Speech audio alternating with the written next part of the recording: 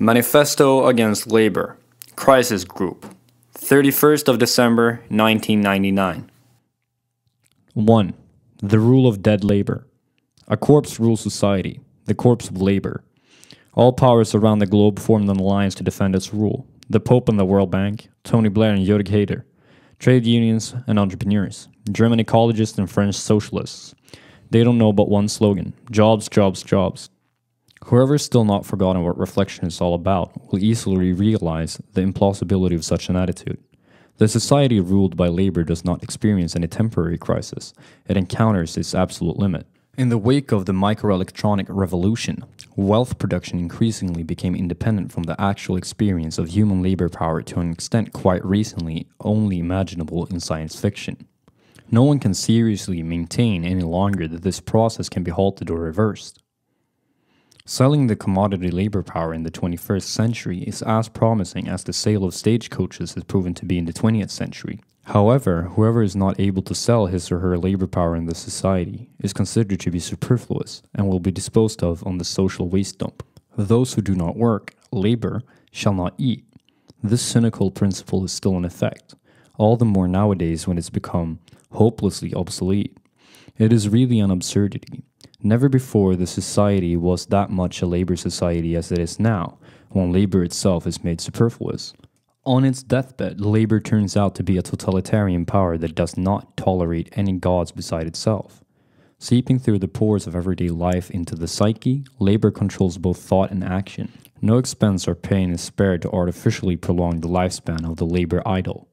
The paranoid cry for jobs justifies the devastation of natural resources on an intensified scale, even if the destructive effect for humanity was released a long time ago.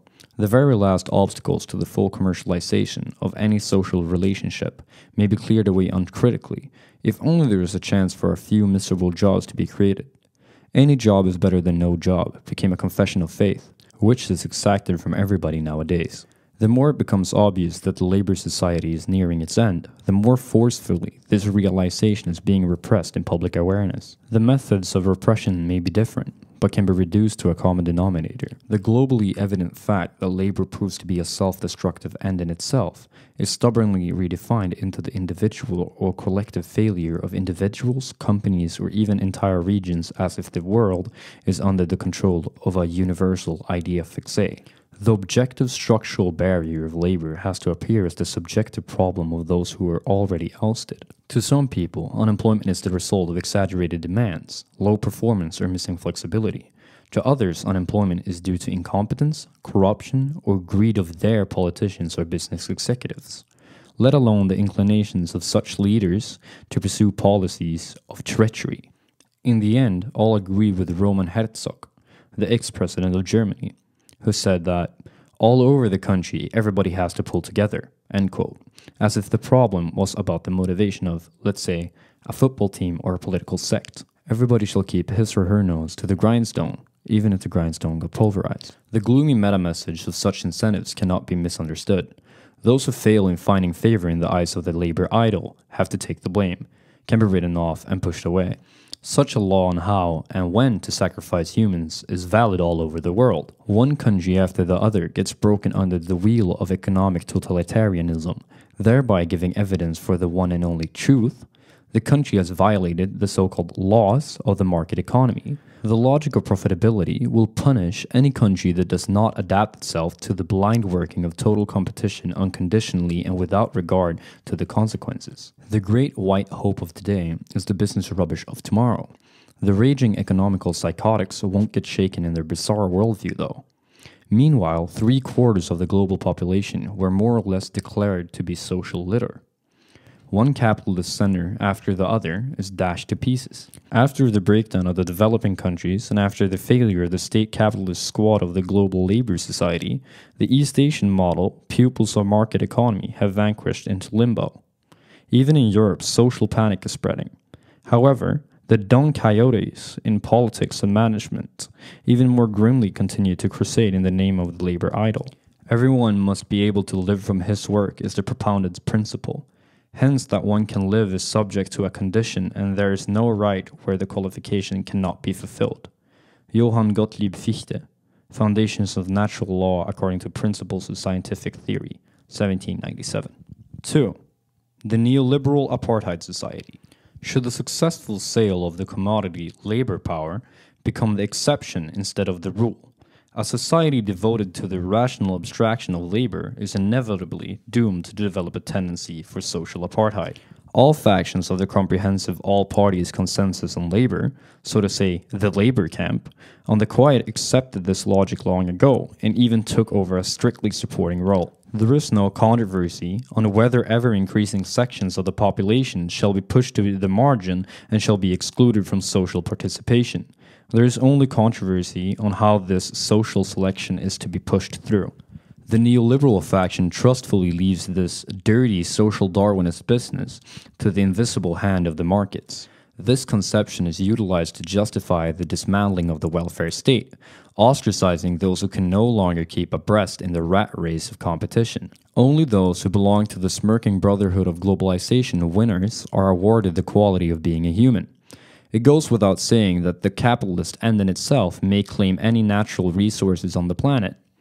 When they can no longer be profitably mobilized, they have to lie fallow, even if the entire populations go hungry. The police, salvation sects, the mafia, and charity organizations become responsible for that annoying human litter. In the USA and most of the Central European countries, more people are imprisoned than in any average military dictatorship. In Latin America, day after day, an ever larger number of street urchins and other poor are hunted down by free enterprise death squads. Then dissidents were killed during the worst periods of political repression. There is only one social function left for the ostracized: to be the warning example. Their fate is meant to goad on those who still participate in the rat race of fighting for the leftovers. And even the losers have to be kept in hectic moving so they don't hit on the idea too of rebelling against the outrageous impositions they face. Nevertheless, even at the price of self-annihilation, for most people the brave new world of totalitarian market economy will only provide for a live-in shadow as shadow humans in a shady economy. As low-wage slaves and democratic serfs of the service society, they will have to fawn on the well-off winners of globalization. The modern working poor may shine the shoes of the last businessmen of the dying labor society, may sell contaminated hamburgers to them, or may join the security corps to guard their shopping malls. Those who left behind their brain on the coat rack may dream of working their way up to the position of a service industry millionaire. In Anglo-Saxon countries, this horror scenario is reality, meanwhile as it is in third world countries in Eastern Europe, and Euroland is determined to catch up in rapid strides. The relevant financial papers make no secret of how they imagine the future of labor. The children in third world countries who wash windscreens at polluted crossroads are depicted as the shining example of entrepreneurial initiative, and shall serve as a role model for the jobless in the respective local service desert. The role model for the future is the individual as the entrepreneur of his own labor power, being provided and solely responsible for all his own life, says the Commission on Future Social Questions of the Free States of Bavarian Saxony. In addition, there will be stronger demand for ordinary person-related services if the services rendered become cheaper, i.e. if the service provider will earn lower wages. In a society of human self-respect, such a statement would trigger off a social revolt. However, in a world of domesticated workhorses, it will only engender a helpless nod. The crook has destroyed working and taken away the worker's wage. Even so, now he, the worker, shall labor without a wage while picturing to himself the blessing of success and profit in his own prison cell. By means of forced labor, he shall be trained to perform moral labor as a free personal act. Wilhelm Heinrich Riehl, Die Deutsche Arbeit, The German Labor, 1861. 3. The neo-welfare apartheid state. The anti-neoliberal faction of socially all-embracing labor camp cannot bring itself to the liking of such a perspective. On the other hand, they are deeply convinced that a human being that has no job is not a human being at all. Nostalgically fixated on the post-war era of mass employment, they are bound to the idea of reviving the labor society.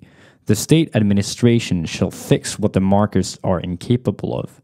The purported normality of a labor society is to be simulated by means of job programs, municipally organized compulsory labor for people on dole or welfare, subsidies, public debt, and other policies of this sort. This half-hearted rehash of state-regulated labor camp has no chance at all, but remains to be the ideological point of departure for broad stratums of the population who are already on the brink of disaster.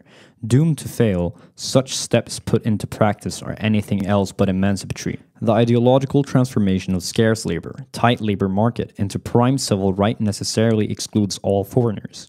The social logic of selection then is not questioned but redefined. The individual struggle for survival shall be diffused by means of ethnic nationalistic criteria. Domestic treadmills only for native citizens is the outcry deep from the bottom of the people's soul, who are suddenly able to combine, motivated by their perverse lust for labor.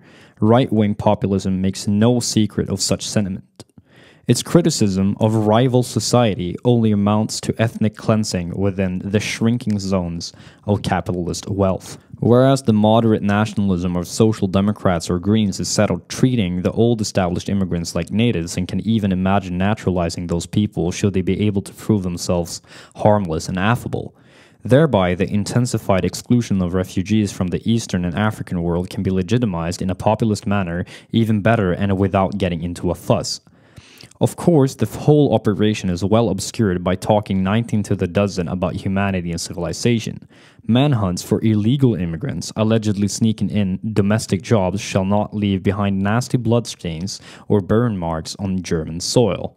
Rather, it is the business of the border police forces in general, and the buffer states of Schengenland, which dispose of the problem lawfully and best of all, far away from media coverage. The state-run labor simulation is violent and repressive by birth.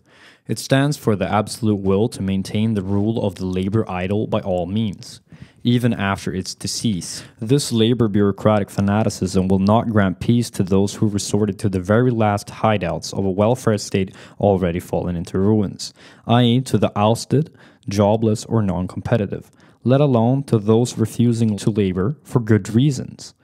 Welfare workers and employment agents will haul them before the official interrogation commissions, forcing them to kowtow before the throne of the ruling corpse. Usually the accused is given the benefit of doubt, but here the burden of proof is shifted. Should the ostracized not want to live on air and Christian charity for their future lives, they have to accept whatsoever dirty and slave work, or any other absurd occupational therapy cooked up by job creation schemes, just to demonstrate their unconditional readiness for labor. Whether such job has rhyme or reason, not to mention any meaning or simply the realization of pure absurdity, does not matter at all. The main point is that the jobless are kept moving to remind them incessantly of the one and only law governing their existence on earth. In the old days, people worked to earn money. Nowadays, the government spares no expenses to simulate the labor paradise, lost for some 100,000 people by launching bizarre job training schemes or setting up training companies in order to make them fit for regular jobs they will never get. Ever newer and sillier steps are taken to keep up the appearance that the idle running social treadmills can be kept in full swing to the end of time. The more absurd the social constraint of labor becomes, the more brutally it is hammered into the people's head that they cannot even get a piece of bread for free. In this respect, New Labour and its imitators all over the world concur with the neoliberal scheme of social selection. In simulating jobs and holding out beguiling prospects of a wonderful future for the labor society, a firm moral legitimacy is created to crack down on the jobless and labor objectors more fiercely. At the same time, compulsory labor, subsidized wages, and so-called honorary citizen activity bring down labor costs, entailing a massively inflated low-wage sector and an increase in other lousy jobs of that sort. The so-called activating workfare does not even spare persons who suffer from chronic disease or single mothers with little children. Recipients of social benefits are released from their administrative stranglehold only as soon as the nameplate is tied to their toe, i.e. in moratory.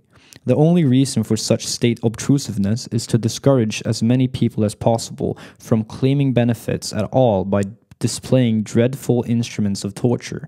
Any miserable job must appear comparatively pleasant. Officially, the paternalist state always only swings the whip out of love and with the intention of sternly training its children, denounced as work-shy, to be tough in the name of their better progress. In fact, the pedagogical measures only have the goal to drum the warts out.